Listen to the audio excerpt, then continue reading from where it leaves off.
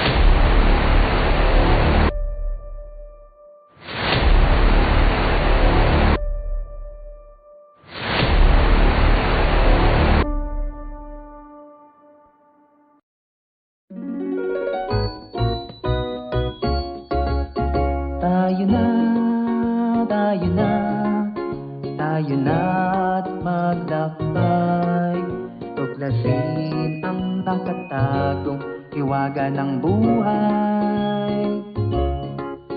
Magsulat, magbasa, lumikha ng obra. Sa special education, palaging masaya. Sa mahiwagang mundo tayo'y magtungo, lahat tayo ay matututo. Sumayaw, lumundag, kumanta at tumawa sa special education,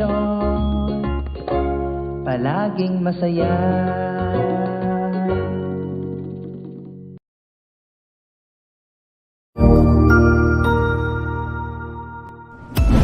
Mabuhay! Isang mapagpalang araw sa ating lahat. Ako ang inyong lingkod, Tutor Madge. Welcome sa ating ETUlay, ang ating libreng online tutorial na hatid ng ating kagawaran ng edukasyon, ICTS EdTech.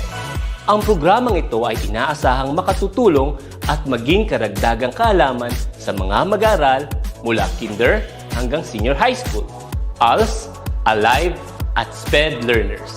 Bukod sa pagsagot ng mga modules, ang ETUlay ay may mga special programs din na siguradong aabangan ninyo araw-araw.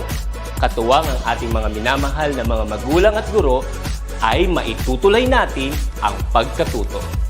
Kaya, ihanda na ang inyong module, lapis, papel o kwaderno. Ihanda rin ang isip, mata at tenga sa isa na namang makabuluhang aralin. Tayo nang matuto kasama ang inyong volunteer online tutor sa oras na ito.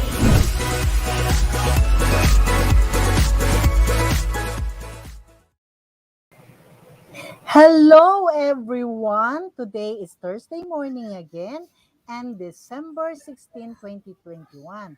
Another session for our DepEd ETUlay special program which is SPED Hotline.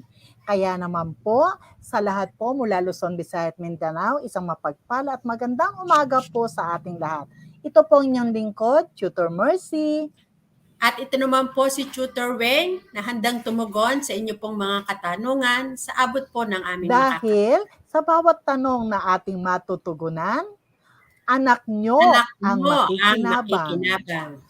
Okay, hello, good morning, Tutor Weng. Ay, good morning, Tutor Mercy. Sa Hi. magandang Hello, umaga. good morning, Tutor Weng. So, ang ating tema ngayon ay continuation bale ng ating mga series na kung saan pinagbigyan talaga tayo all-out support ang ating favorite na kapamilya na ngayon, no? Isa sa paborito natin na guest, no?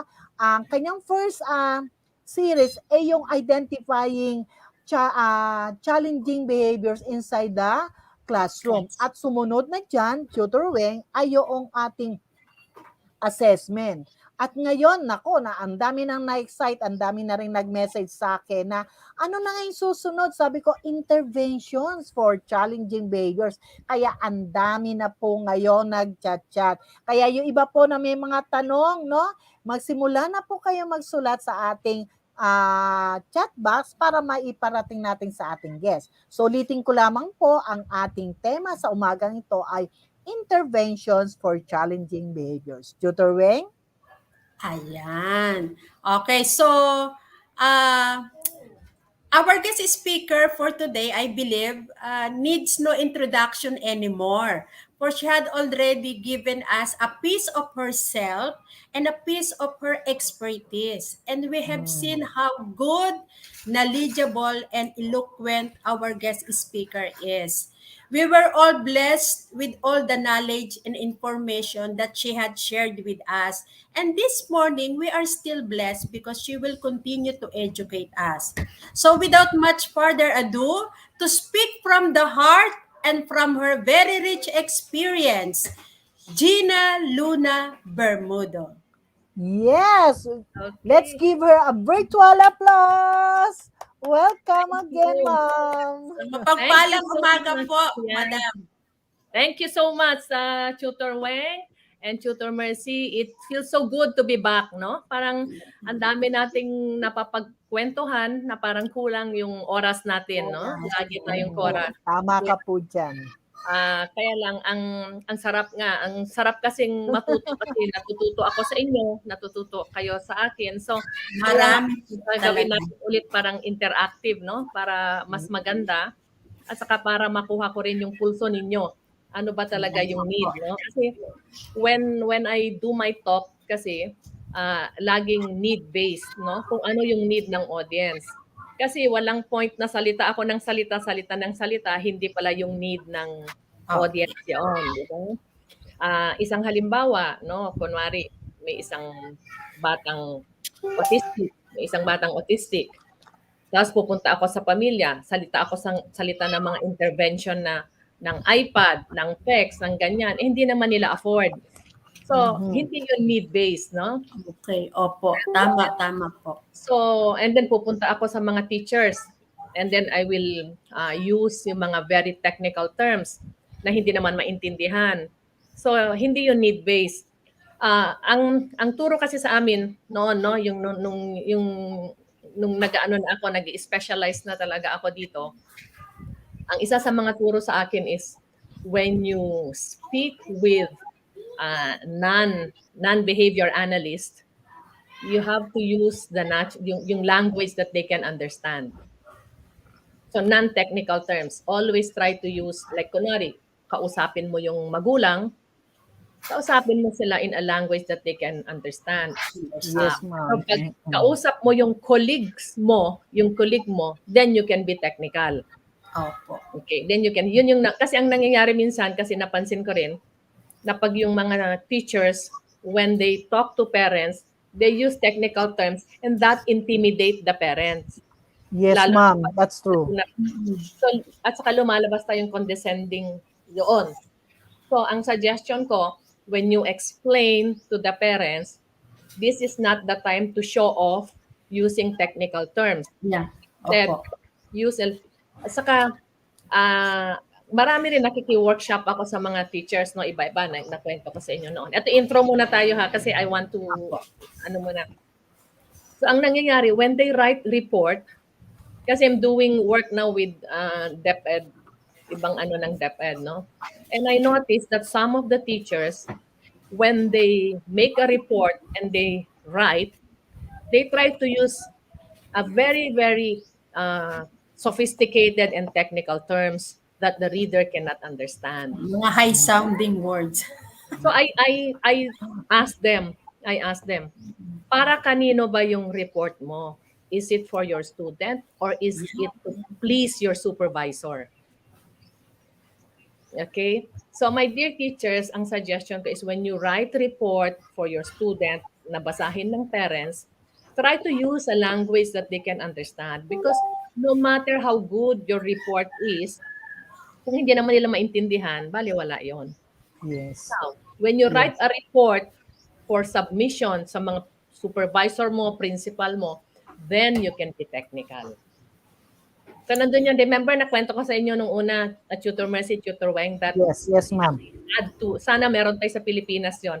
I had to take one semester, puro ethics lang. And that Ayan. part of the ethics, that's one part of the ethics lesson namin is you have to use a simple language when talking to non-behavior analyst people. That's why kung napansin nyo, when I do my seminar, lalo na yung mga intro na ganito, I try to make it in a language that you can understand. Or kung merong technical naman, I have to explain it. Yun yung sinasabi natin yung unang lesson natin. Remember? Yes, Problem ma'am. identification. In problem identification, you have to operationally define. So parang ganito rin, you have to operationally define. Remember, an effective teacher, ang effective teacher is yung teacher ay nai-communicate niya in a language that, the listener can understand and implement. So, yun. Ma'am, can I add a little, ma'am? Sure. Meron lang po ako sa inyo kasi napakahalaga po ng inyong tinuran no? Napakahalaga at relevant nito ngayon kasi po doon sa paggawa ng module, ito po yung isang naging problema. Dahil ang Correct. magtuturo ay nanay, hindi niya maituro because hindi niya maintindihan ng module. Kaya siguro parang eye-opener ito dahil ang mga guro po ay patuloy po sa paggawa ng module na gawin natin ang module doon sa paraan na mauunawaan ng magulang kasi sila ang magtuturo. Kaya marami po tayong magulang ngayon ang talagang nasa crisis dahil sabi nila hindi po namin maintindihan yung module. Opo. Correct. So, Kasi makuha ko lang po yun. gumawa ko ng module at Tutor Weng, isa sa mga DepEd, no? Local, no, somewhere. Isa ako sa mga tumulong sa gumawa sa kanila ng modules, no? And I had to revise a lot of the modules because the modules were written in a very, very sophisticated language that I myself cannot understand. So imagine, yung parents, so in short, ito yung favorite kong ituro sa mga teachers, no? I'll probably teach you a new word today. Okay. Not only in everything that you do, you try to be parsimonious. The English word is parsimony. I want you to teach, medyo but it's parsimony. What is parsimony? Parsimony is simple. Keep it simple. Make it simple. Okay, so para hindi mo makalimutan, parsimony, simple, parsimony. So keep it simple. So kiss, keep it simple, kiss. Okay. That's why when in writing, nadi-differentiate ko yung American writing and the British writing. When the British write, very direct and straightforward yan, simple, straightforward. Yung iba kasi sa Americans, they beat around the bush. So can you keep it straightforward? So remember, no matter how good your program is, if they cannot understand, then it's useless. So yan ang tutumbukin natin ngayon. No? Now, when you do an intervention, sana natin noon. Pag meron kayong now we talk itong session natin ngayon. Kalimutan muna natin yung academics, ha? We talk about behavior kasi yung academics well-equipped na kayo dyan, well-trained na kayo dyan sa academics. So doon tayo for this particular session, let's focus on intervention sa mga behavioral issues. Is that okay, Tutor Weng, Tutor Mercy? Yes, ma'am. Go. Kasi yung isa, kayang-kaya nyo na yon kahit nakapikit kayo. So, now, kung nakikita nyo, ang difference kasi ng academics and the behavioral, ang academics, pag may problema yung bata, straightforward, you can teach without intervention. Halimbawa, math ang problema ng bata, you don't need to assess. Mahina yung bata sa addition. Then you can go straightforward, teach addition. Because, ano yun absolute yung mga values na yan. Ang 2 plus 2, hindi mo yan pwedeng palitan. It's always 4. So you can go ahead. At saka, medyo yung sa academics kasi is medyo static yan. Kung ano ito yan. Kung science, or sa English, ang noun, ito yung definition ng noun. Ang science, ang mammal, ito yung definition ng mammal. But when behavior, like nakita natin nung past 2 session, it's dynamic. Nag-iiba yan. Kasi kunwari, ang bata ngayon is umiyak, maaring ang function ng behavior niya ngayon is attention. Mamaya umiyak din yung bata pero nasaktan, naging sensory, nag-iba. So nakikita nyo, dynamic. At saka kung yung intervention mo ngayon dito sa behavior na yan, mamaya iba na. So, kailangan flexible kayo when it comes to intervention. Okay?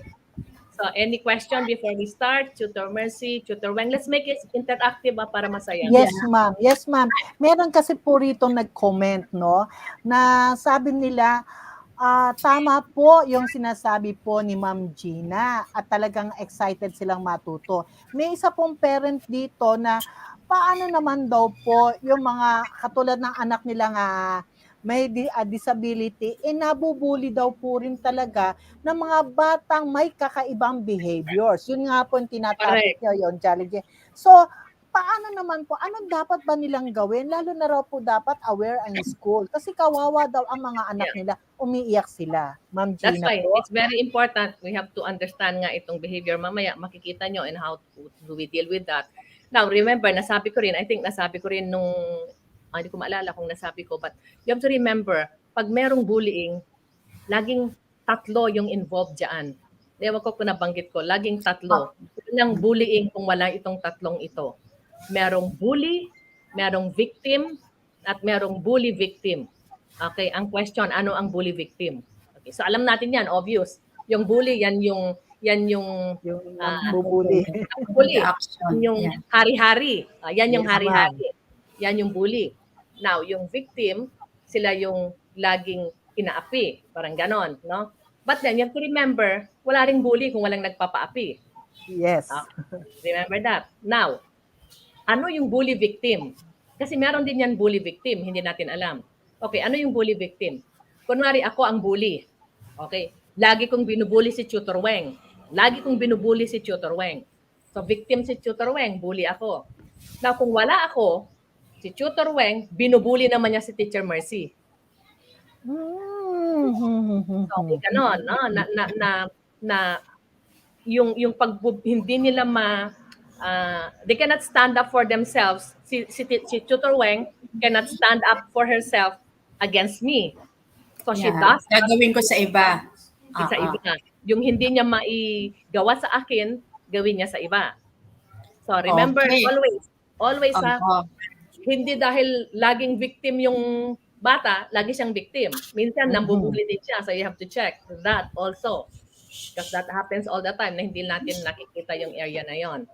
So, walang bully kung wala. Ngayon, si mami or si nanay na nagtanong, again, ano natin ito, makikita natin lahat ito. So, I encourage yung mga questions na ganyan, para mas masaya tayo. Okay. So now, let's go to intervention. Ano yung intindi natin ng intervention? Yeah. Ano yung intindi natin ng intervention muna? So ano ba yung intervention? Iba yan sa teaching, iba yung sa learning. Yung teaching kasi and learning, we are there to teach. We are there to teach. Ngayon, pag merong problema or merong challenges, then we need to intervene. So, anong ibig sabihin ng intervene? Papagitna tayo para ma-address yung challenging behavior na yun. Okay? Now, like ang sabi ko kanina, pag sa math, you can go ahead teach without assessment. Walang problema, no, sa academics. But sa behavioral, there is a danger when you teach without assessment. So, nakita nyo na hindi ko na yan i-explain, but if you want, I can, go over that, but natackle na natin yan sa previous 2 lessons, no? Like, kunwari, yung danger na kunwari, yung bata, sabat ng sabat sa eskwela. Nagtuturo si Tutor Mercy, sabat ng bata. And then, ang ginagawa ni Teacher Mercy, pinapagalitan niya yung bata, sinasabihan niya yung bata. Pero hindi, yung behavior niya is nag-i-increase pa rin, no? Hindi nagdi-decrease yung behavior. It's because the child pala wants attention. And si Tutor Mercy is giving the attention. Kaya nag-i-increase yan. Kaya di ba mga nanay, minsan palu-paluin nyo yung anak nyo, hindi pa rin nagbabago because probably you are reinforcing the behavior. Yeah. Now, so, number 1, you may write this down if you like, ha? Okay. So, hindi ka na naman pag sa behavior, hindi ka basta-basta mag-i-intervene. You have to check muna. Ano yung goal mo for behavior change? Okay. So, what are you doing? In applied behavioral analysis, what are you doing when you're doing an intervention? You are doing a behavior change. Okay? So remember yan. Kasi remember, doon sa academics, when you're doing an intervention, nag-i-impart ka ng knowledge. You want to improve yung knowledge and learning ng bata. Okay? Dito sa behavior, you are doing a behavior change. Now, so ang behavior change na lang, hindi laging strengthen or increase the behavior. Hindi pwedeng, kasi ang strengthen, ano ba yung strengthen or increase the behavior? You want the child to increase her reading time. You want the child to stop, getting out of seat or stop speaking out of turn. Okay?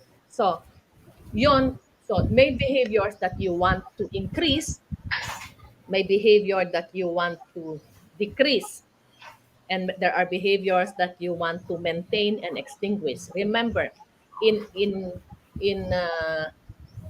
addressing challenging behavior, there are only 4 goals.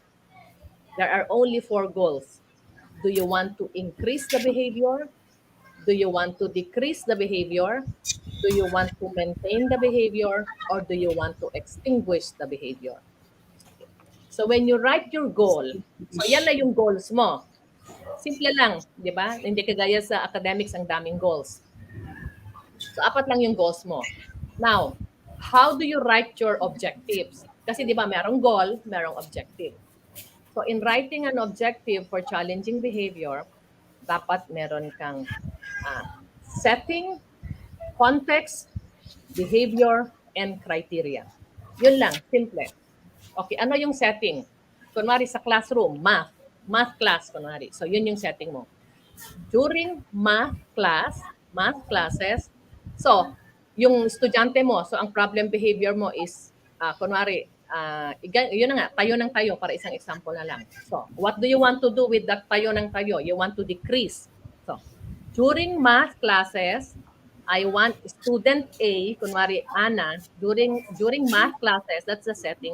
During math classes, Anna will decrease her standing behavior. So yan na yung behavior, standing behavior for, mag-define ka na ng criteria, for the entire week. Okay, so yun yung ano mo. So meron kang yung goal mo, meron kang setting, meron kang behavior, and meron kang criteria. Criteria is very important because doon mo malalaman kung nag-i-improve yung bata or effective yung intervention mo. Okay. Now, so nandiyan na tayo ha. But, dito sa behavior analysis, kung yung behavior mo ay i-decrease, if the behavior is to be decreased, then you need to establish an alternative behavior. So what does that mean? Halimbawa, yung kanina, si student natin is always standing. Always. Remember ha, kasi hindi lang ito sa mga special kids, pati sa mga anak nyo. Regular. Always remember, when you decrease a behavior, you see to it that there is an alternative behavior. Alternative behavior. Pag meron kang tinanggal, papalitan mo. Ganun yun. So now, yung example natin na standing up. Kaya tignan nyo, pag nagdidisiplina kayo kahit mga anak nyo, wag mong gawin yan, wag mong gawin yan, wag mong gawin yan. Gagawin pa rin because you don't have any alternative. So always offer an alternative. So yan yung lesson number 1 nyo. When you decrease something, you offer an alternative. Halimbawa, yung bata na sabat ng sabat. Hindi ka pa tapos ng question mo, sumasabat na. pag sinabi mong, do not interrupt teacher while teacher is teaching. Do not interrupt. So what are you doing there? You're trying to decrease the behavior. Of Yes, course, the child will yes. not follow you. So what you do is you give an alternative. So ano yung alternative? Okay, if you want, please do not interrupt teacher. Okay, that's the decrease. Now, alternative, if you want to speak, please raise your hand. That is the Mm, alternative behavior. yes, Okay, there so is a way. yeah, always, my dear teacher, keep this in mind. Always, pati sa asawa nyo, always, when you take something out, halimbawa, example, Pag-inom sigarilyo. ng alak. Okay, pag-inom ng alak. Pag-inom ng alak. So gusto mo, sabi mo, oh, okay, okay husband, tumigil ka sa kainom ng alak, palitan natin ng masarap na juice, pero gagawa ka ng juice. Or, okay, kung hard liquor yung ininom mo, palitan natin ng wine. O, mas light. So, always, it has to be. Kung You have, nagpalit lang ng brand. kailan mo lang ng brand. So, you have, no, pwede rin yan. Ang tawag dyan, okay, ang tawag dyan, Tutor Weng, but kasi wala pa tayo sa technical eh. When we go to technical, you will learn. So, yung sabi ni Teacher Weng, from hard liquor, palitan mo ng wine, then palitan mo ng non-alcoholic, palitan mo ng juice. So, ang tawag dyan is parametric teaching. Parametric. Merong mga names, but we don't go there muna because medyo mga technical doon. Parametric. How? Kung titignan mo naman kung alin doon sa mga inano mo yung favorite niya, alin doon ang kanyang favorite. Tanggalin mo, ibalik mo, tanggalin mo, ibalik mo.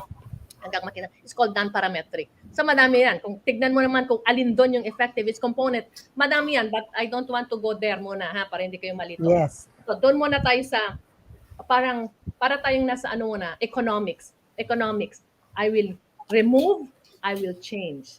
I will remove, I will change. Remember, hindi ko alam kung nakwento ko sa inyo sa ano natin na yung anak ko na yung ang kanyang behavior ay magtok-tok ng hanger. Ay, hindi pa. Yes. Di pa, ma'am. Now, this is one of the intervention of this exactly what we are talking about. No? So this is the beauty of yung question and answer. So kung may mga mommy dyan na nakikinig or mga nanay, ito yung gagawin nyo kasi pag special kid, anak ko autistic, okay?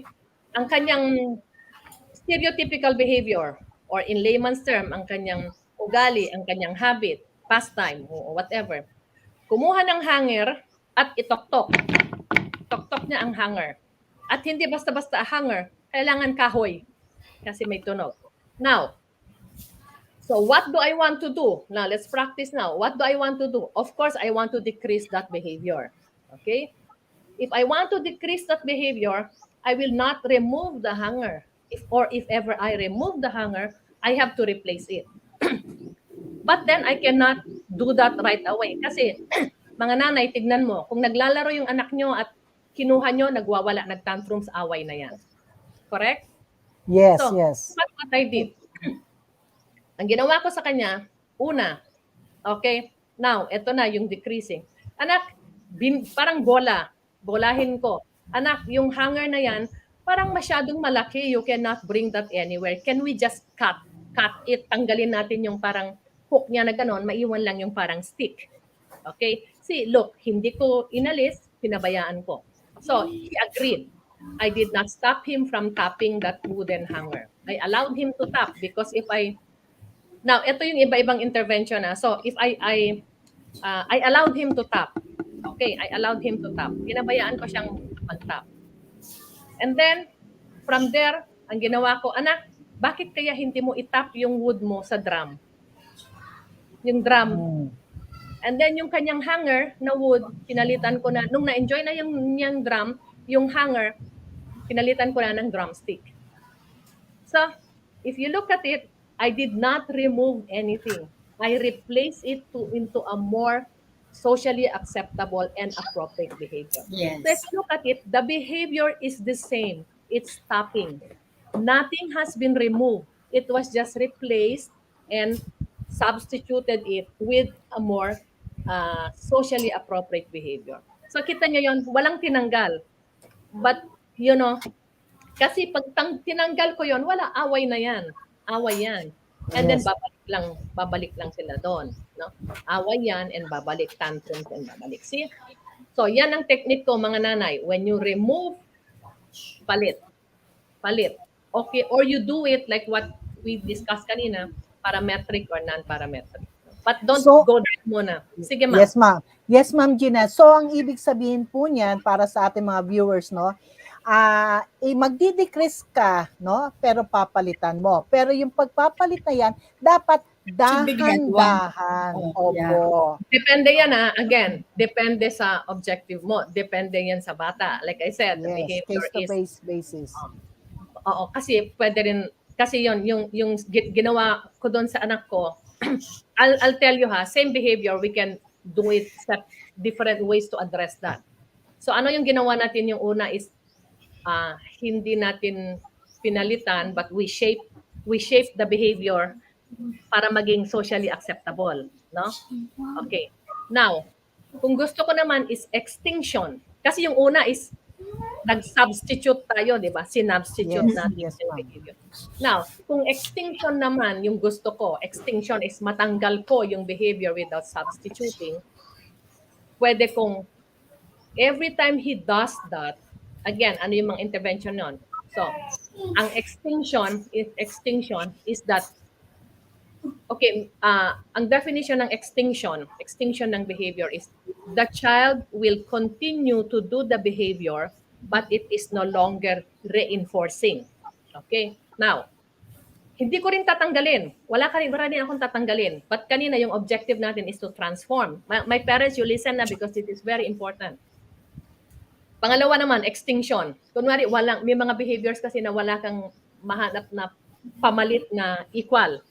So ngayon gusto mong i-extinguish pero hindi ko kukunin yung hanger.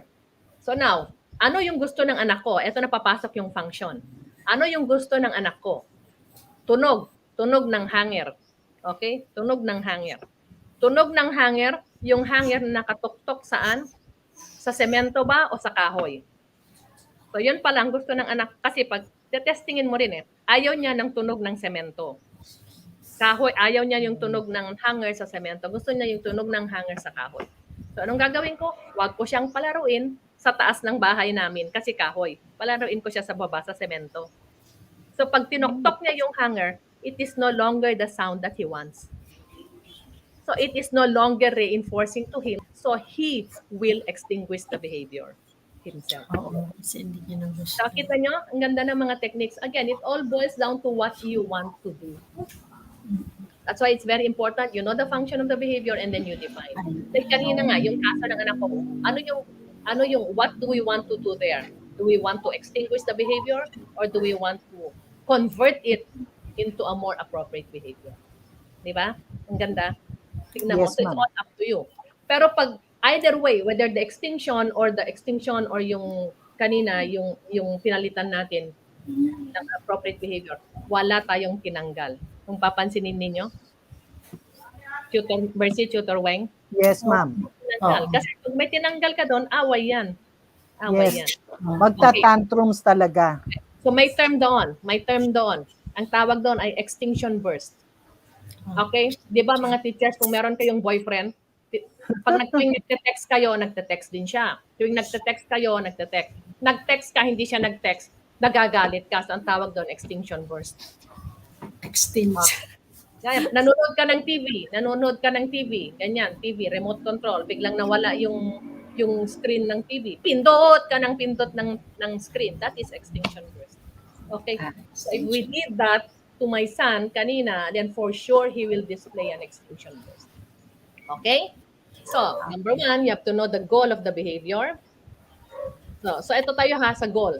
So under the goal, first you have to, ano yung goal mo? And then like we said, the behavior that you address has to be observable and measurable because if it's not, ayun na naman, frustrate ka.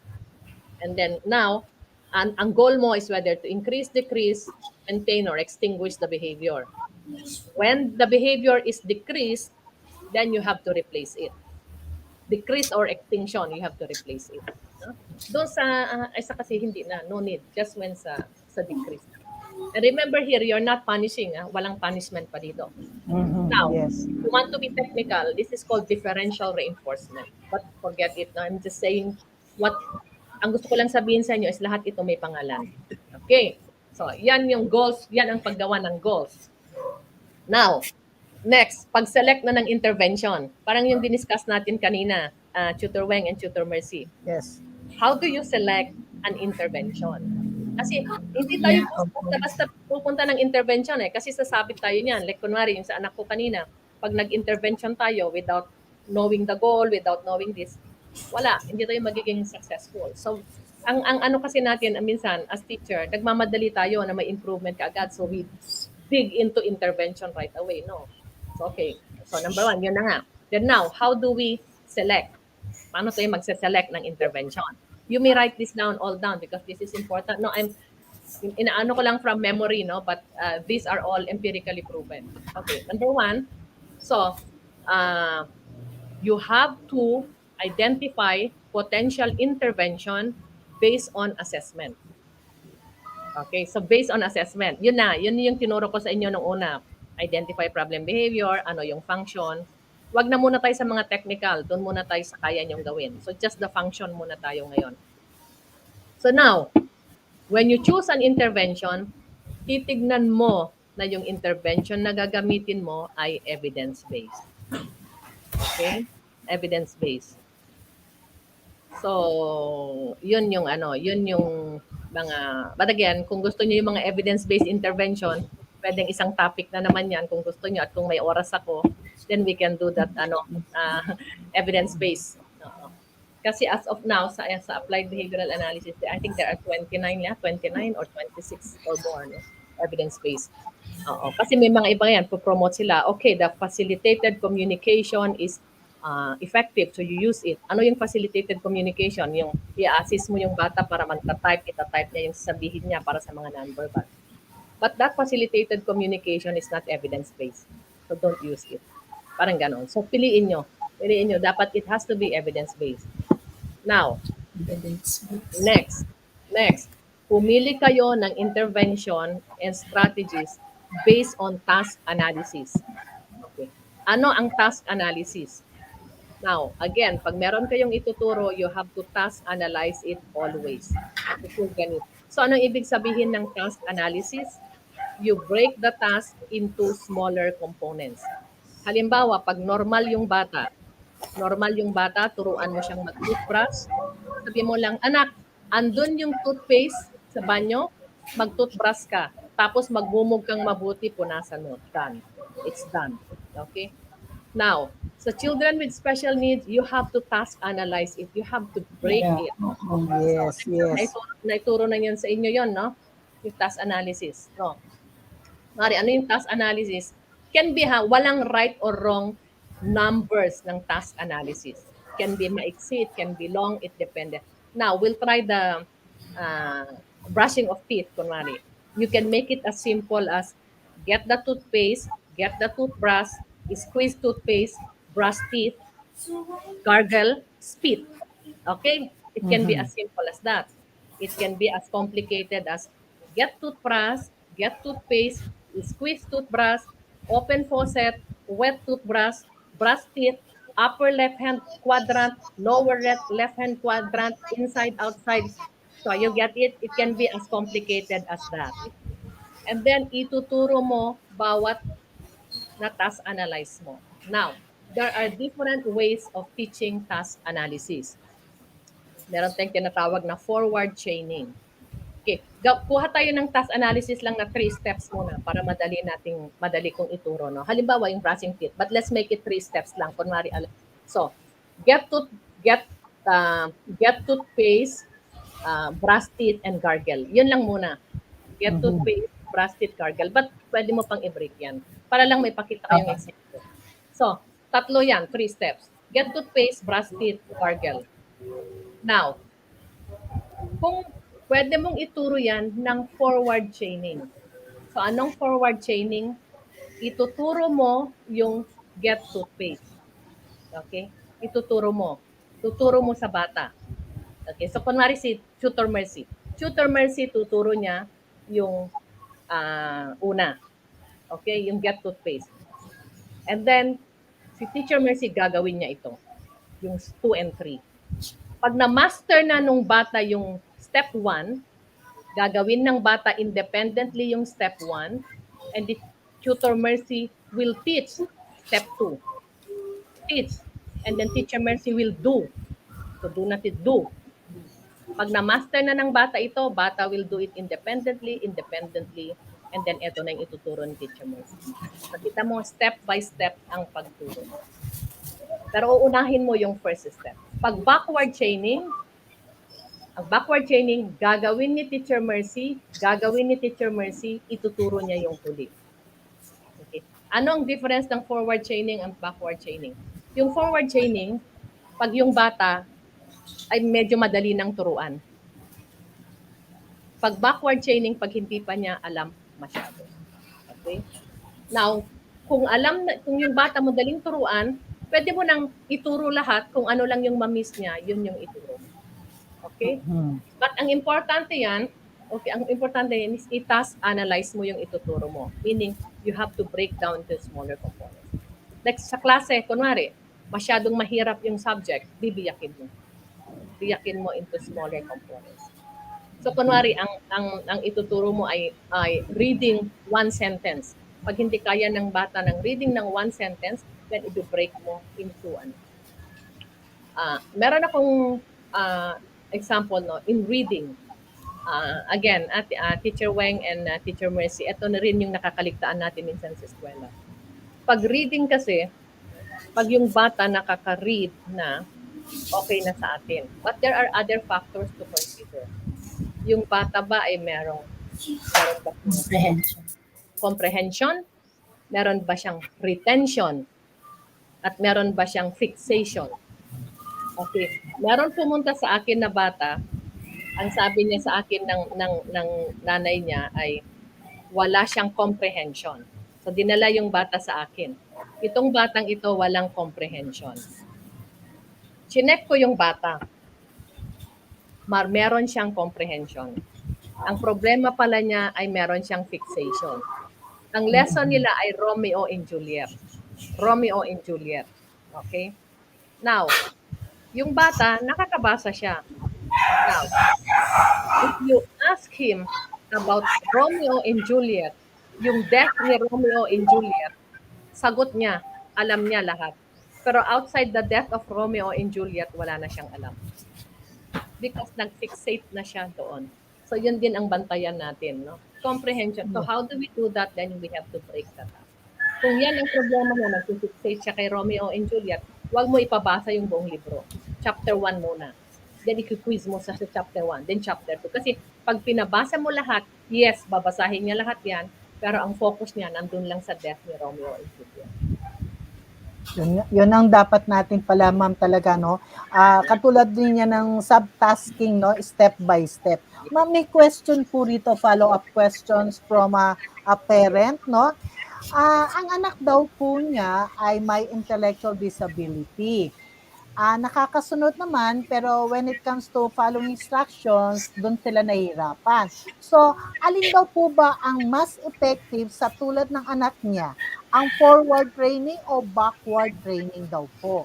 Okay, tingnan muna natin ha, isa-isahin natin. Anong klaseng intellectual disability siya? Kasi, sabi niya, sorry ha, Intellectual disabled daw. disability, hindi learning disability ha, intellectual disability. Hindi po, intellectual daw po. So, ngayon, usually pag intellectual disability, it's either matagal yung processing. Kadalasan matagal yung processing.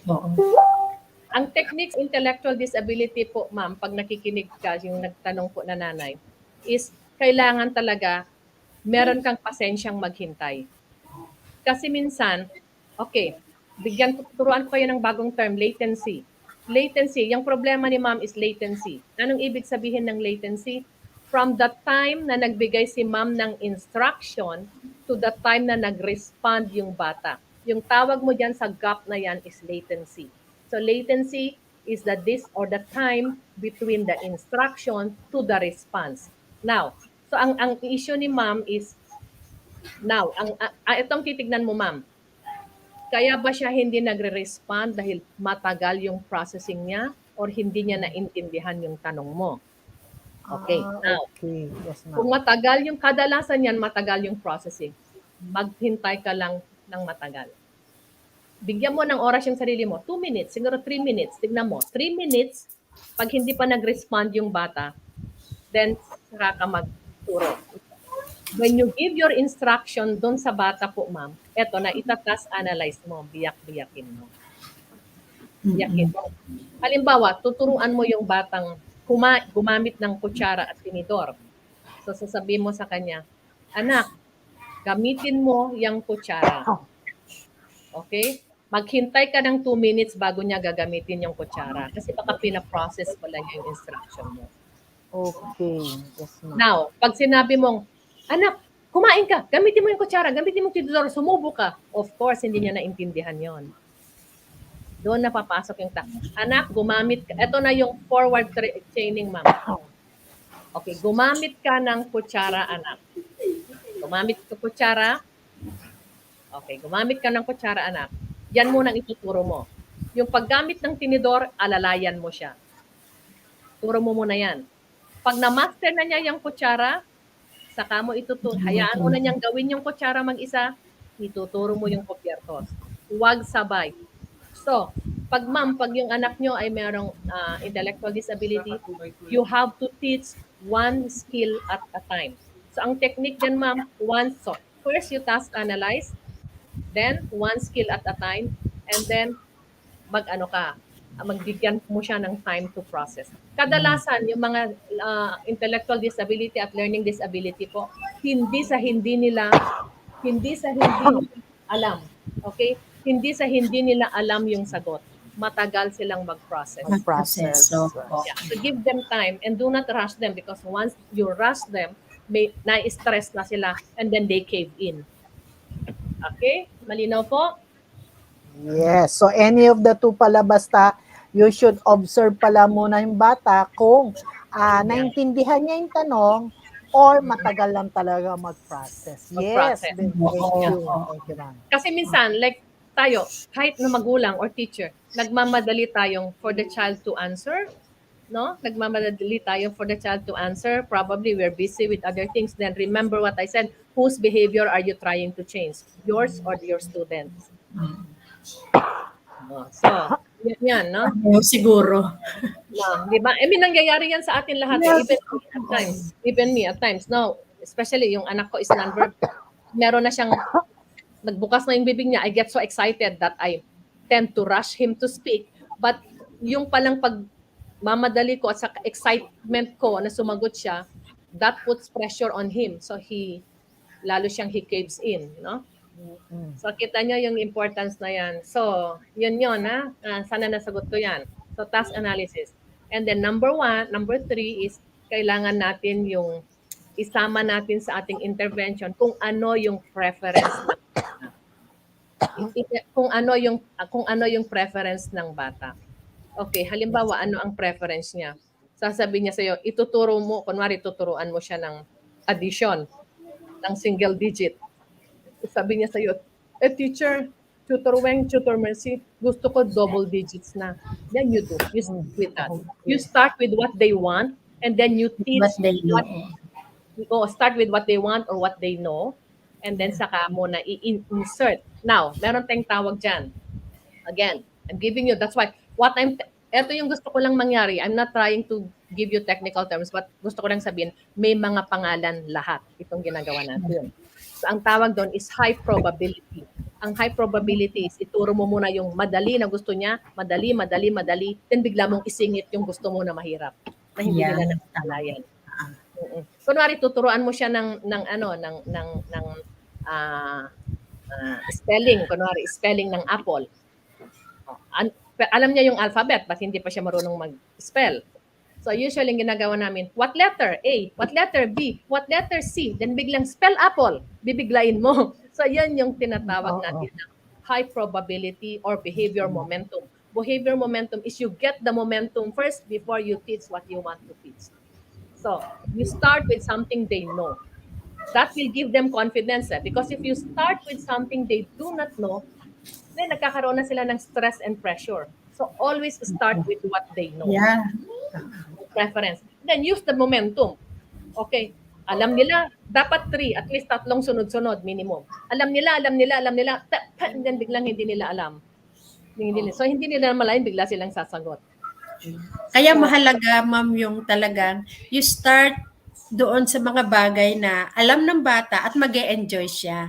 Correct. No? That's Hindi correct. So, katulad doon kasi kung naalala mo, ma'am, noon, 'di ba minsan may mga teacher na bully, no? Nag-uumpisa pa lang kayo, papasok pa lang kayo ng classroom, prepare 1/4 sheet of paper. 'Di correct. ba? No, you should. Parang Yeah. tinatakot mo na eh. Oo, sana i-prepare mo naman Now, muna, hindi yung yung fear, when you instill fear in your student, that is just a temporary. We call it the band-aid solution.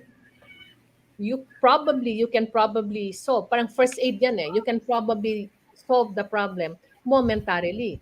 But yeah. you don't know that you're leaving an emotional scar at nagiging aversive stimulus. Ang tawag niyan sa teacher na punisher, we call them aversive stimulus.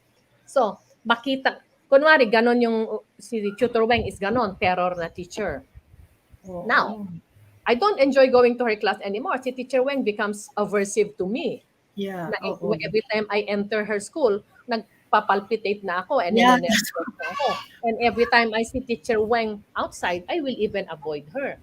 So what happened to Teacher Weng? Teacher Weng became a punisher. Yes, So she yeah. became an aversive stimulus. So anong ginagawa sa aversive stimulus is either you escape or avoid them. Yeah. So hindi yan, my dear teachers, hindi uso yung hindi maganda yung matakot ka. You have to know. Yeah, There it are happens eh. It Maraming does. ganun. Maraming ganun. Madam. It really Lalo does. na sa high school, oo. Yeah. Naalala ko po itong aking pamangkin kasi meron siyang autism. Nagulat ako bakit nung one time na binanggit ko yung surprise, ayaw niya, naiiyak siya, parang, sabi ko, why? Sabi ko, ganun, I have a surprise for you. Yung pala, yung teacher niya, kapag sinabing surprise, may surprise quiz, may So, surprise test, correct. kaya lagi niya sinasabi, I don't like surprise, I don't like surprise. So, Ayun. what happened to that? Again, kaya nga sinasabi ko niyo, lahat yan, merong tayong So, anong nangyari yan? Ang tawag dyan, Tutor Weng, is stimulus pairing. So, ano ibig sabihin ng stimulus pairing? Ang stimulus kasi is anything in the environment na merong effect sa tao. So, Yeah. ano yung dalawang stimulus na pinag-pair niya? Pinag-pair niya yung surprise into something aversive. Yeah. Okay, so pinair niya yung surprise into test, into something that is difficult, that is aversive to the child. So what happened because of that stimulus pairing, yung salitang surprise naging aversive na. Yeah. Na dapat masaya siya, 'di ba? Pag may surprise So, ka. na yan. That's why yon nga. Yan nga, my dear teachers, do not. So kung tignan mo yon, pairing, stimulus pairing. Yeah. Now, yung terror na teacher, at saka yung stress, naging stimulus pair na yan. Ayan. Like if I see Teacher Weng, I get stressful. So, kung Teacher Weng na sa akin is stressful kasi na-pair ko na yan eh. That's why teachers, it's so important to make yourself as a reinforcer, not as a punisher. So, ang reinforcer is, si Teacher Weng, she's very nice. She encourages me to learn. Mabait, laging nakangiti, laging ganyan. That is a reinforcement. So, I pair Teacher Weng as a happy person or I pair Teacher Weng with a smile. When I see Teacher Weng, she smiles. So, ngayon, yung smile ni Teacher Weng, naging stimulus pairing. Yung smile ni Teacher Weng, naging reinforcement sa akin. I want to see Teacher Weng more because she smiles. So yung smile ni Teacher Weng became a reinforcer. So my dear teachers, please be a reinforcer to your students, not an aversive stimulus. Okay? So Yes, yan yung ma'am. bago yung word. Pag pinapahirapan ng teacher nyo yung bata, teach, huwag kang maging aversive stimulus. Oo. Nakakaawa yung mga bata na, alam mo yun, yung ang laki ng takot sa teacher. Kasi nga, may mga teacher po na talagang parang gusto nilang kunin yung mga bata sa pamamagitan ng pananakot sa kanila. Na kaya akala mo ang galing-galing nilang teacher kasi pag sinabi nila talagang susunod ang bata. Pero hindi nila alam yung kinikreate nilang fear dun sa bata na eventually, ang bata magiging ganun din. Pag teacher na siya, tatakutin din yung mga estudyante niya. Now, Tutor Weng, let's go back to bullying. When you look at that, yung mga teachers na ganun, ano sila? They are bully victim. That's They why were they once bullied. No? Yes, yes. They are currently once or they are currently. Because binubuli nila yung mga bata kasi yung hindi nila mailabas doon sa principal nila or yung boss nila, doon nila nilalabas yung bata. So, Totoo yan, what ma'am. is an example of bully victim? Without you realizing, my dear teachers, nagiging, hindi kayo bully, but bully victim. Kasi, like kung yung principal nyo is aversive, yung principal nyo is an aversive, then you get that. You get that. Dahil hindi mo mabalikan yung principal mo, balikan mo yung bata. So what became of you? You became a bully victim without you Yes, ma'am. realizing. Yes, ma'am. Ibinabaling natin sa iba yung galit natin, Correct. no, na nakuha natin. Isn't that Yes, beautiful? ma'am. Isn't that beautiful? Laging malinaw No. na sa inyo yan, no? Yes, Yeah, ma'am. yeah. Okay. So Without- makikita mo talaga yung impact ng teacher sa Yes. mga Oo, bata. totoo yan. Na Yes, Correct. ma'am. parang ngayon ang gusto ko talaga itong challenging behavior sa mga teacher na No, we can. Kasi, alam mo, kasi like now, ang dami natin eh. Opo. yeah, even if you ask, kasi ang ano dyan, ang mga teachers kasi tayo, minsan masyado na tayong madaming stress din that we don't realize this anymore. That's why nandito tayo. Kaya ako, if you ask me now, I can, even up to now, I can remember my teachers in grade school, sino yung may positive impact sa akin and sino yung may negative impact. So never underestimate yung mind ng bata. Opo. Yes, ma'am. Ma'am, meron lang din po ako follow-up question dito. Pero before that, batiin po natin si Dr. Cecil Carandang, Superintendent po ng San Juan City. Nanonood po siya. Pinabati po tayo. Ayan, Nice. tuwan-tuwa po actually Yeah. si Ma'am Karandang dahil ang dami daw po niyang natutunan sa inyo at Yes, shinare niya ma'am. ito sa mga teachers I'm niya na honored talaga. po. I'm Opo, Yes, ano. ma'am. truly Opo. honored and humbled po, Ma'am Karandang. At I saka, hope to meet you in person. Tsaka Ma'am Gina, ang dami rito nagte-thank you sa inyo. Na talaga po ang dami daw nilang natututunan. Actually, hindi na raw sila makapagtanong dahil lahat naman daw ng gustong itanong ay nasasagot na din daw po agad. Pero meron po ditong yes, ma'am. Yeah, that it is nice, masaya, di ba? That's why I Yes, love ma'am. behavior analysis kasi there are things that even I myself, I don't know that nagmamanifest sa akin, no? But with this, pag may like ngayon now, if you assess yourself, evaluate nyo, uy, ano ba ako? Bully? Bully Oo, victim? totoo, Bully ma'am. Yes, ma'am. We Bully begin victim. Yes. Oo, kasi wala naman tayo maa-assess kundi ang sarili natin, Yeah. di ba? So Yan we ang begin. concern natin, yung sarili natin. Yeah, kasi bago tayo makapagturo sa iba, we have to assess ourselves. So now, meron, Yes. para biglang pepreno na tayo. Oops. am I Opo. bullied? Yeah. So, biglang ganon. Sige Actually, po. nare-review Okay, kami. ito na po, ma'am. Yeah. Kasi bumalik tayo sa bullying, paano naman daw po ang gagawin o what interventions daw po ang dapat talang i-apply kung nagka-trauma na mismo yung anak nila because of that bullying? Ano Now, daw po kaya, ma'am?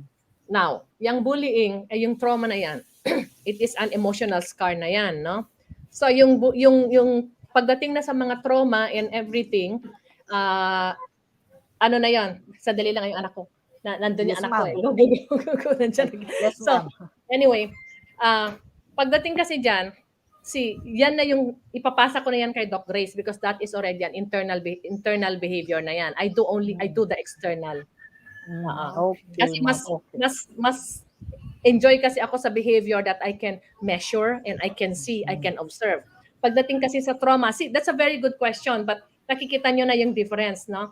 Pagdating kasi sa trauma and mga internal behaviors na, ano yan, competency na ni Doc Grace yan. Ang competency ko is the external. Yes, okay. So dear parents, wait po natin. After the series of Ma'am Gina about behaviors, susunod na po si Ma'am Grace po para sa mga approaches and strategies naman po. Yung, Yeah. Yes. May tanong lang po ako dito. May tanong tayo sa isang galing po sa isang magulang, no? Ang tanong po niya ay, ang anak ko po ay walang ginagawa sa paaralan kundi ang magwalis araw-araw. Okay. Halos mawalis niya na ang buong paaralan.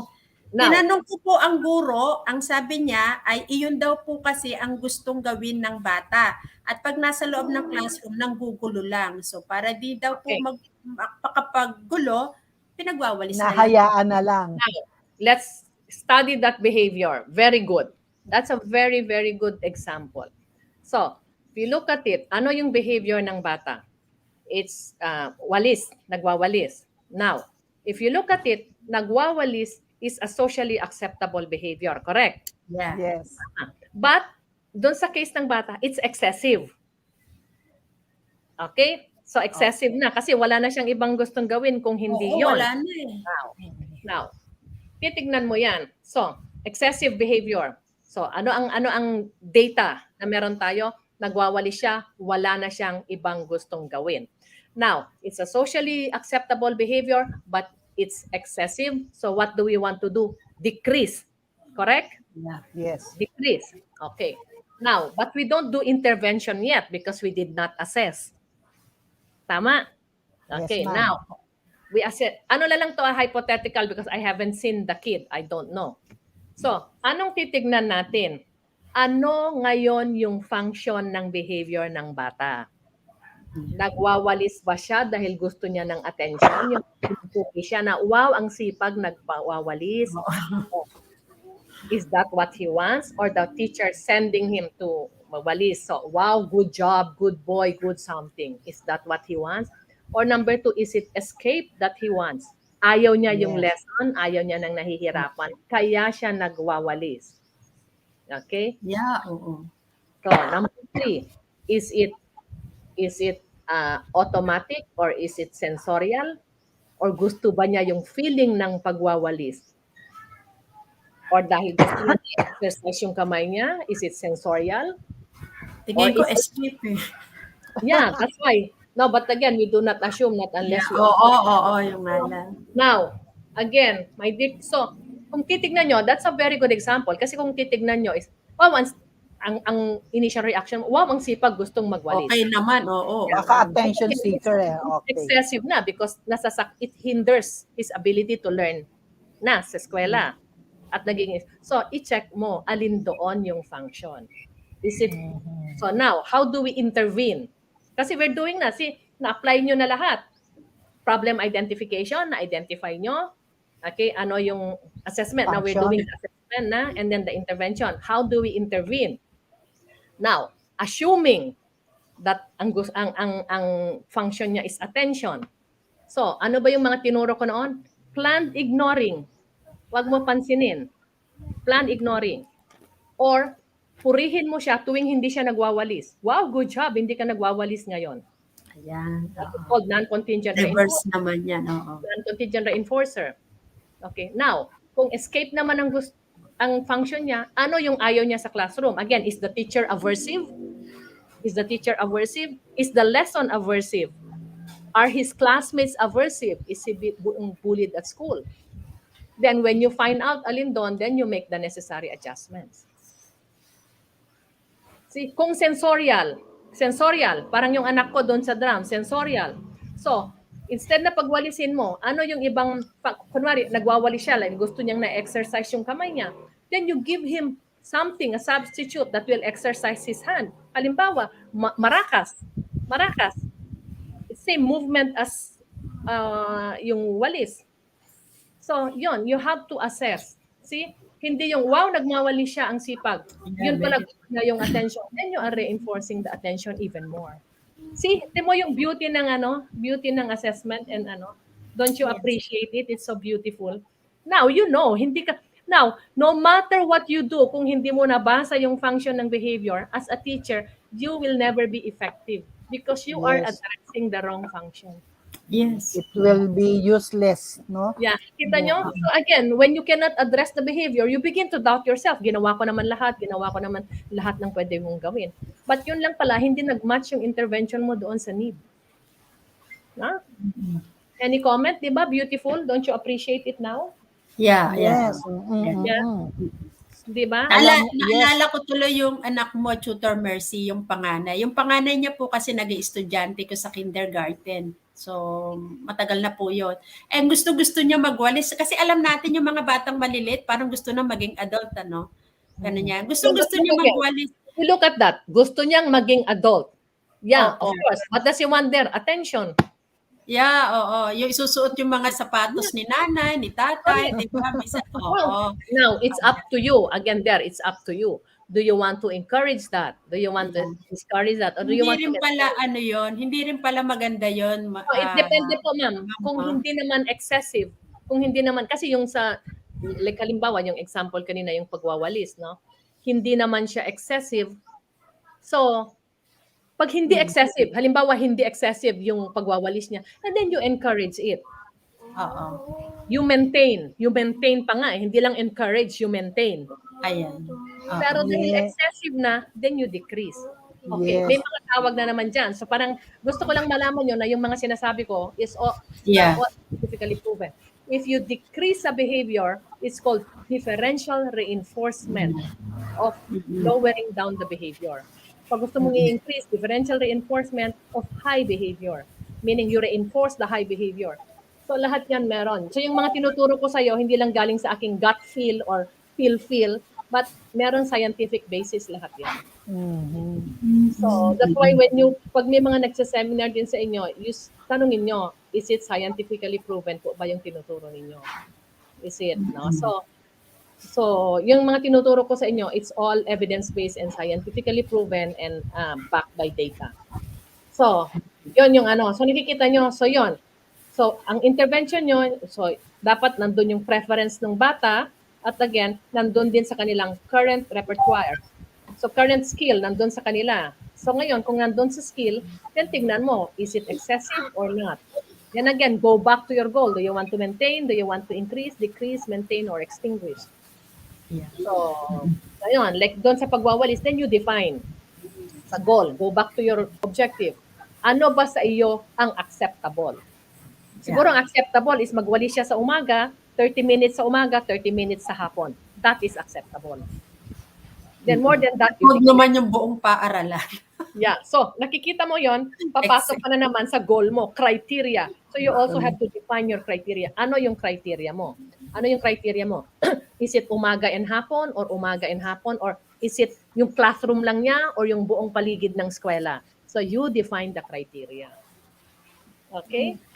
Kasi kung wala kang criteria, di wala kang baseline, wala kang basis. Okay? So, yon. Ngayon, susunod, sa intervention mo, which is nabanggit ko kanina, doon sa intervention, titignan mo rin kung ano yung meron ka sa environment. Ano yung kayang isupport sa'yo ng environment. So, ituturo mo lang kung meron kang materials, ano yung mga materials. Like sabi ko kanina, walang point. Pupunta ka sa mga marginalized sector. Then sasabihin mo, use iPad, use computer, use ganyan, wala naman sila. Wala. Yes. So that is called supporting environment. You check the environment. And then pupunta ka sa nanay, tapos sabihin mo, nanay, paki-graph mo nga ng kanyang behavior, ng gamitin mo ng line graph or standard acceleration graph. And grade 3 lang ang natapos ng nanay. So, Yes. you have to check your environment. So, ano yung environment? Yung tao sa paligid niya at saka yung materyales. And of course, yung resources. You have to check that because, again, kahit gaano kaganda yung program mo, if yung environment mo will not support, so meaning the parents cannot implement it at home or they don't have the materials, they don't have the resources. So, walang point din yung program mo. So, very important to consider the resources. That's why when I do my therapy, when I do my interventions, whether rich or kahit saang level ng society yung bata, kasi I do all the way from yung mga marginalized sector, all the way to the upper ng society, I give them, wala akong pinipili.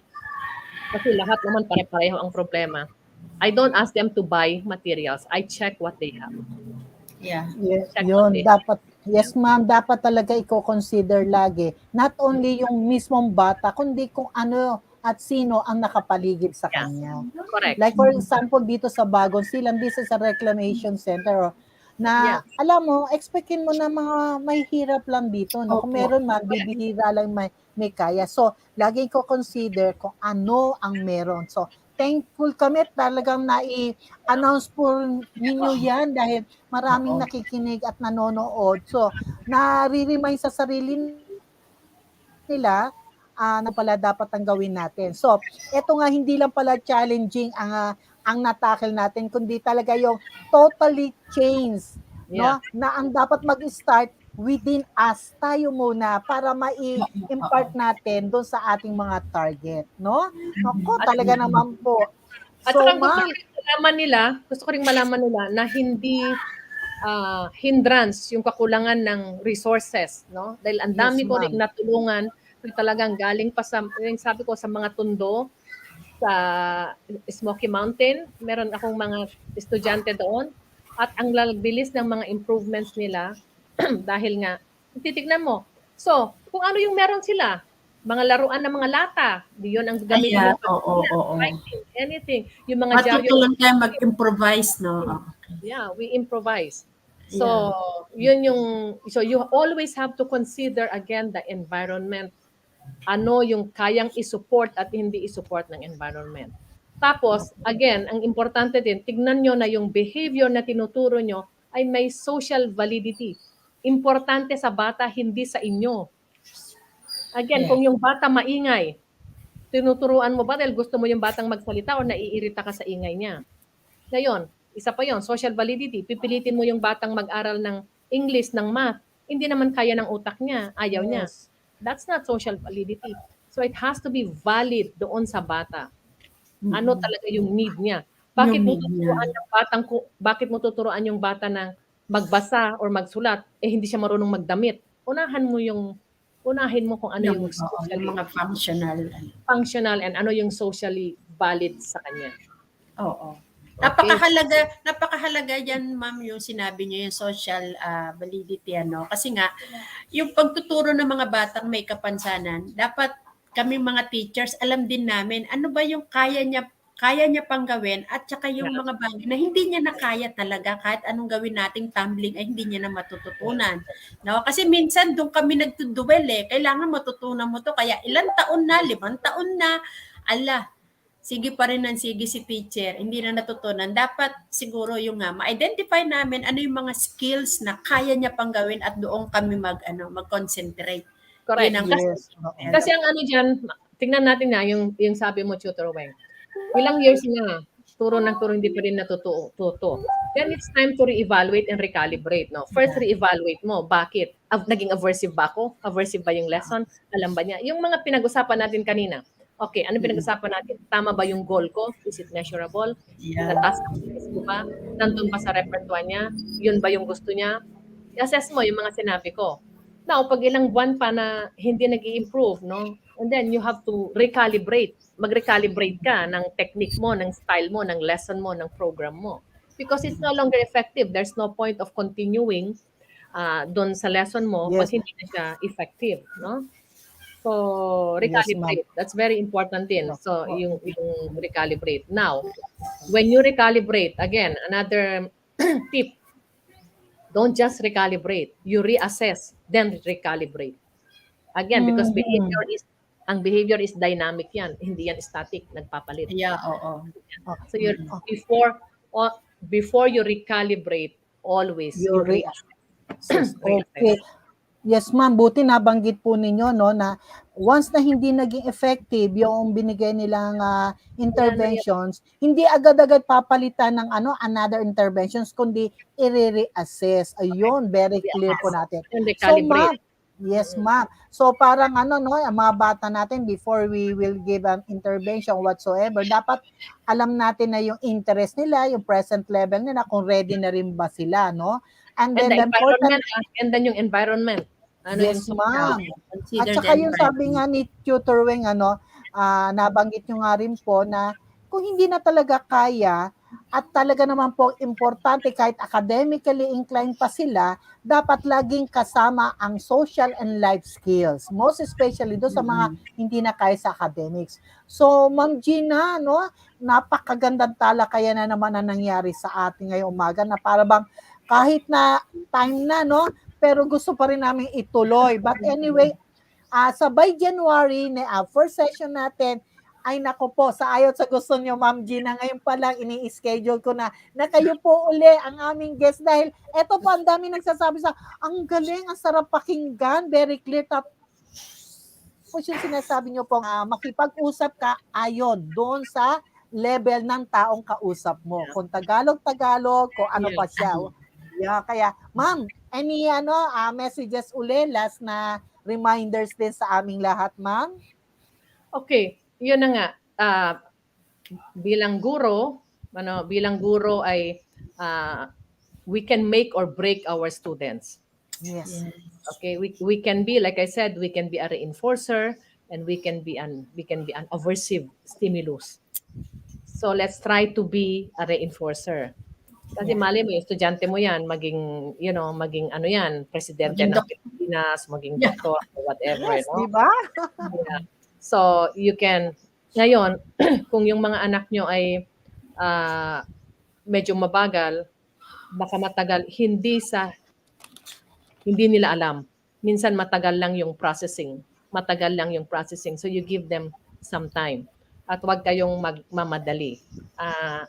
Again, like I said, yung mga special kids, they mirror what they see. Yeah. Kung aversive ka, then they become aversive. Kung reinforcer ka, they become a reinforcer. Yun na nga, iwasan natin yung bully, victim, bully, victim na without us realizing na ganun din pala tayo. So, again, my dear teachers, let us be a role model to our students. No? And like I said, let us create a ripple of, students not only academically prepared, but behaviorally prepared, no, to navigate the complexities of life. Mga nanay, have to remember, huwag niyong spoil din yung mga anak ninyo, kasi the greatest form of child abuse is giving everything that your child wants. Tandaan niyo yung mga anak niyo ay special kids, hindi sila invalid. Habang buhay tayo, walang masamang mangyayari sa kanila. Ang problema, pag mamatay tayo, paano sila? So we Yes, have to ma'am. teach them to be independent. We have to teach them how to be very, very independent habang buhay.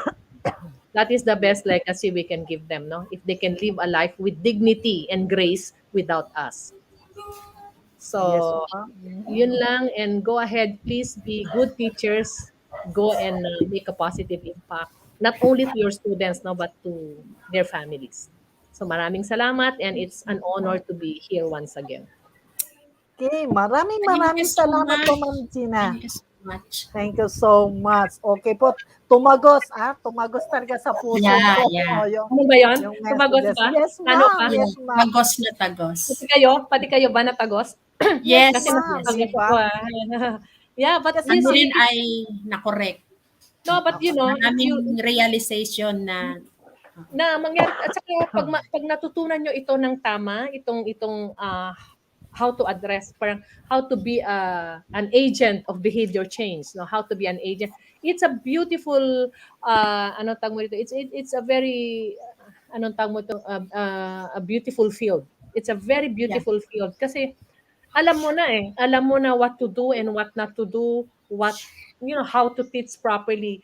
Kasi ang gusto lang naman nating mga teachers, ang fulfillment kung nakikita natin nag-i-improve yung mga students natin. But ang problem is we don't know how to do it properly. We are willing. We are willing and we are committed. We are willing and committed to do it, but we don't do it properly because nobody taught us how to do it properly. We were so focused on academics that we forget the behavioral issues. yeah. Is nandun pala yung problema more than the academics. Yes, ma'am. The academics Okay. is absolute. The academics is absolute. Ito. Nakasistema, structured. Ang behavior hindi. Sanga-sanga yan. Totoo po yan. Tsaka naniniwala kami talaga na if these behavioral challenges ay ma-handle properly, academic will follow eh. Kasi Correct. apektado rin ang academic kapag hindi natin na-manage ng tama itong behavioral issues. Kaya nga po, Ma'am Gina, marami rin another na mga nagko-comment na thank you so much. It's a big help po. Napakalaking tulong daw po sa kanila. Aside doon sa marami silang natutunan. So, tingnan niyo po yan. So, by the way, no, Ma'am Gina, ulitin ko lang para hindi na kayo makahindi by January. Sa first session po natin, kayo po uli, no? Hindi namin kayo bibitawan hanggang dito po sa ating series. Okay po? Yeah. Siguro, you give me the topic na para alam din nila. Siguro, ang gagawin natin is ituloy natin itong intervention kasi nandun pa lang tayo. Parang bitin pa tayo sa intervention, ma'am eh. Kasi ang intervention, dito kasi sa intervention, nandun pa lang tayo sa pagtuturo eh. Wala pa yung anong gagawin natin pag natutunan na yung bata. Yes. yung gusto mong ituro, natutunan na yung bata. Kasi dito sa ginawa natin is hindi pa natin naturuan. Hindi pa At natin saka nakuha. meron po dito, marami dito mga concerned teachers na gusto nilang hingi ng comment ninyo kung tama ba o mali ang kanilang ginagawa. Kaya lang hindi na natin maiano. Opo. So, Ma'am Yeah. Gina, what would Yung be the siguro we title can or do that please? also. Kasi siguro Yes, ang ma'am. isang pwede nating gawin to kickstart the year, no? Kasi siguro lahat ng mga questions na hindi natin nasagot, Nasagot. Okay po. can we do that sa next session muna natin before we proceed, no? Yes, Because yes, ma'am. we don't want to leave anything hanging. Yes, ma'am. Because Sige that's po. the way to help everyone. We collate all the yung mga questions, and I will Okay try po. to answer everything before we proceed, no? Is Yes, that ma'am. okay? Yes, Mama. So, siguro Yes, ma'am. pag-uusapan po natin muna before our session. So, Ma'am, again, thank you so much. Ayaw Thank you man so natin much. tapusin, God bless pero wala na tayo pong oras. Nag-extend na tayo dahil sa sarap ng ating talakayan. Okay po, no? So, again, Ma'am, thank you so much. Thank you so much. Opo. Paalala lamang po natin sa ating televiewers na tayo po ay muling makikita sa Tuesday. Ang ating pong mga tutors ay naririto po ngayon. Pangungunahan po ng ating primary level tutors sa Tuesday. And again, sa Thursday, meron po ulit tayo at doon po tayo muli magkakaroon ng another session, part 2 ng ating interventions po. Okay. So, bago po yan lahat, we would like to promote also na magkakaroon po tayo ng ating concert, ang ating SPED ETUlay na concert po ito sa December 22 ng 6 p.m. po na hapon. Sana makapanood po kayo ng concert. Kasama po lahat ng tutors dyan, ha? So, again po, thank you so much. Ito po ang inyong lingkod, Tutor Mercy, na nagsasabing, isang maganda at mapagpalang tanghali na po sa inyo na muli sana tayo magkita-kita. Tutor Weng? At ito naman po si Tutor Weng na pansamantalang nagpapaalam at nag-iiwan po sa inyo ng ginintoang aral na sa taong may pangarap, Hindi po hadlang hadlang ang kapansanan. kapansanan. Bye-bye po Maraming and salamat thank you. po and God bless. Thank you, Ma'am Gina. We love